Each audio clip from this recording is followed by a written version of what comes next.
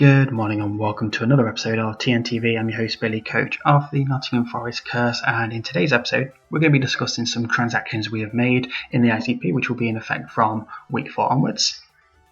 We're currently sat at 2-1, which is much better than I thought we'd be at this stage. I didn't think we'd ever go positive, so very happy to be in that situation. So the team is definitely doing what I wanted it to do. I do think it's working. However, looking at the rest of my matchups, I felt like we could certainly make a few changes to increase our chances, give us a better chance against some of our opponents. I did feel like we needed a little bit more special offense. I felt like at the moment we were very physically offensive. We only really had like Thunderous and Pelipper as good offensive pressure. So yeah, let's what we'll do, we'll just jump straight into this. So first of all, we saw that Ludicolo was still on the board, and considering there's another rain team, I just think it's an abomination that there's 2 rain teams in this league and neither of them have Ludicolo. I absolutely love Ludicolo, so we decided to grab Ludicolo. Now, Ludicolo was 8 points, and the whole plan for these transactions was to drop Kabutops and Beartic for Ludicolo and Butterfree.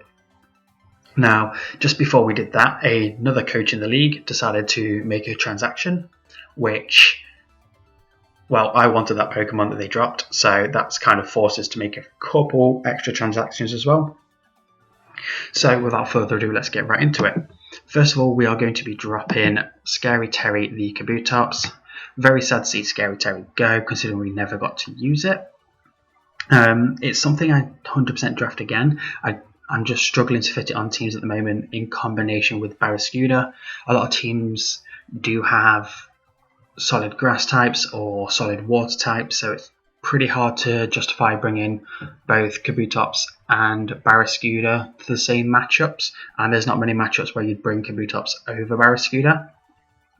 So unfortunately we will be dropping Scary Terry. 100% would draft it again if I didn't have a Barraskewda, would 100% go there, but as we've mentioned, we did pick up Selfie the Ludicolo. The reason we're calling it Selfie is because I just think it looks like, do you know when people do those selfies and they like pout the lips? It just reminds me of a Ludicolo.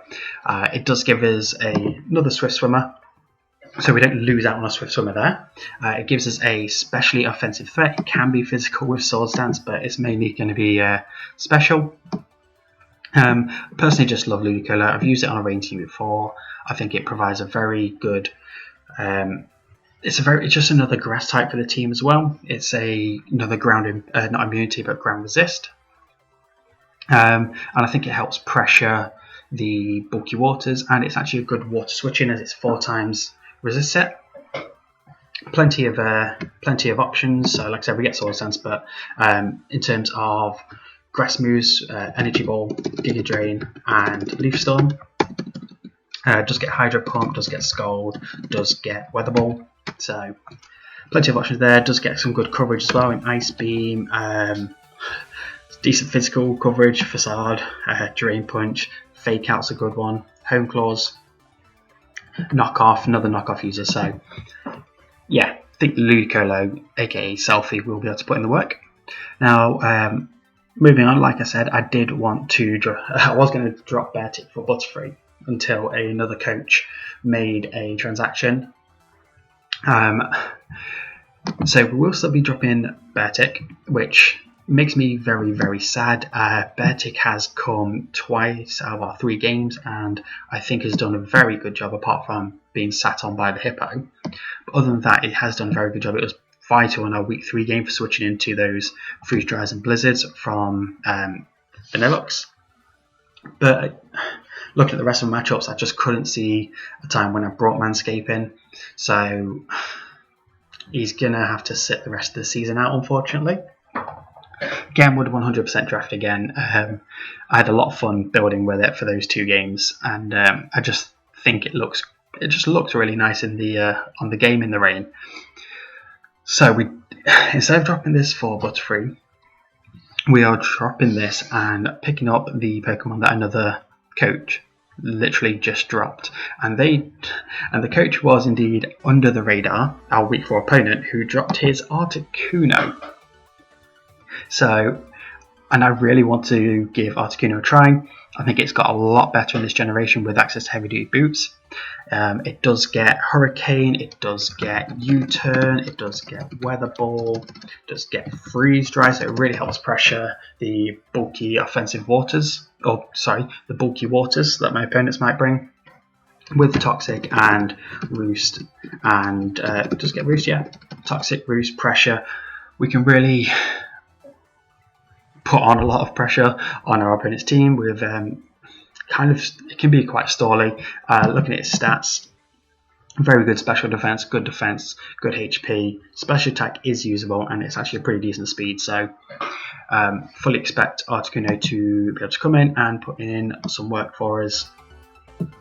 Now, points wise, Articuno was 4, Manscaping was 3, Selfie was 8, Scary Terry 7. So at the moment we are 2 points over. So we do have to make back those 2 points. So we're going to be making another couple transactions. First of all, we're going to be dropping Mutlock Face, our MVP I reckon over week 3. Spike stacking, Switcheroo in that Bronzong, giving it a choice scarf. I just thought Klefki was brilliant, and it's been really good when we've brought it. It's come 2 games so far. But looking at the rest of my matchups, I just didn't see a solid opportunity to spike stack or for Mutlock Face to do much more than just be very passive. So we will be dropping Mutlock Face. Now I did want to pick up another fairy. I didn't want to not have a fairy on this team. I didn't want people to just be able to spam outrage against me. So for 10 points, we picked up Unity the Gardevoir. This actually gives us a Psychic type, which we didn't have before. Gardevoir is just a solid fairy. I can't really believe it was still around after an 18-team draft. There's not that many solid fairy types, and I just think Gardevoir is one of them. It does provide us with Trace, so in a way it also gives us not only a Dragon immunity, but if we can switch on like a Water Absorb or a Volt Absorb Pokemon as they click a Water or Electric move, it gives us another immunity there. Flash Fire could be one switching on Fire type moves. Plenty of options with Gardevoir. I think it's got plenty of building capabilities, so I think it'll really kind of push my skills in building. Plus I think the combination of Trace from Gardevoir and Frisk from Dusclops will allow me to find out a lot of information about my opponent's team. Now then, we're still 1 point over, and this next one, again, I didn't really want to drop any of these Pokemon. I was really happy with my team. I don't know, it happens, and we just had to do what we had to do. So next of all, we did drop Shadowjacker. The Dremper has come to 2 of our 3 games, and it's been okay. It's done its job.